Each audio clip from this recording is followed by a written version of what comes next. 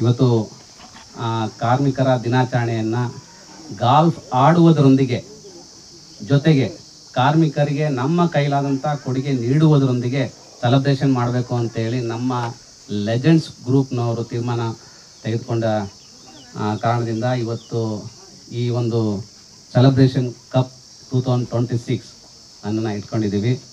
ಮತ್ತು ಹಾಗೆ ಈ ದಿನ 17 ಜನ ಗಾಲ್ಫರ್ಸ್ ನಾವು ಪಾರ್ಟಿಸಿಪೇಟ್ ಮಾಡಿದ್ದೀವಿ ಮತ್ತು ಎಲ್ರಿಗೂ ಪ್ರೈಸ್ನ ಕೂಡ ಕೊಡ್ತಾ ಇದ್ದೀವಿ.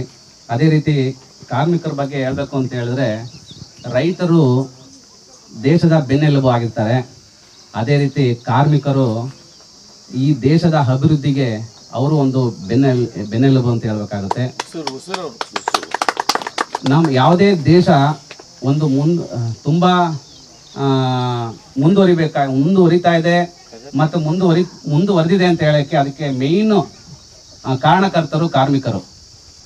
ನಾವು ಕಾರ್ಮಿಕರಲ್ಲೇ ಕೇಳ್ಕೊಳ್ಳೋದ್ರ ಇಷ್ಟೇ, ಎಲ್ಲರೂ ಕೂಡ ಸ್ಮಾರ್ಟ್ ಆಗಿ ಮತ್ತು ಬುದ್ಧಿವಂತಿಕೆಯಿಂದ ಕೆಲಸ ಮಾಡೋದನ್ನು ಕಲೀರಿ ಅಂತ. ಯಾಕೆ ಅಂತಂದರೆ ಇವತ್ತು ಜನ್ರೇಷನ್ ಬಂದಿದೆ. ಕಾರ್ಮಿಕರ ಕೆಲಸನ ಆಲ್ಮೋಸ್ಟ್ ಒಂದು 50% ಕೂಡ ಅದನ್ನು ಮಿಷಿನರೀಸು ಮತ್ತು ಇದು ಎಲ್ಲ ಕಿತ್ಕೊಂಡು ಹೋಗ್ತಾ ಇದೆ. ಇವಾಗ ನಾವು ಕಾರ್ಮಿಕರು ಏನಾಗಬೇಕು ಅಂತ ಹೇಳಿದ್ರೆ ಸ್ವಲ್ಪ ಎಜುಕೇಟೆಡ್ ಆಗಬೇಕು ಮತ್ತು ಅವರು ಈ ಟೆಕ್ನಾಲಜಿನ ಬಳಸ್ಕೊಂಡು ಯಾವ ರೀತಿ ಕೆಲಸ ಮಾಡಬೇಕು ಅನ್ನೋದನ್ನ ಕಲ್ತ್ಕೊಳ್ಬೇಕು. ಮತ್ತು ಸಮಯದ ಬಗ್ಗೆ ತುಂಬ ಕಾಳಜಿ ವಹಿಸಬೇಕು. ಮತ್ತು ಅದೇ ರೀತಿ ಕಾರ್ಮಿಕರು ಇವಾಗ ನಮ್ಮ ತಂದೆ ಒಬ್ಬರು ಕಾರ್ಮಿಕರು, KSRTC ಕಂಡಕ್ಟರ್ ಆಗಿದ್ರು, ಈಸ್ ಎ ಲೇಬರ್ ಕೂಡ. ನಾನು ಕಾರ್ಮಿಕರನ್ನ ಆಗಬೇಕು ಅಂತೇನಿಲ್ಲ, ನಾನು ಇವಾಗ ಒಬ್ಬ ಲಾಯರ್ ಆಗಿದ್ದೀನಿ.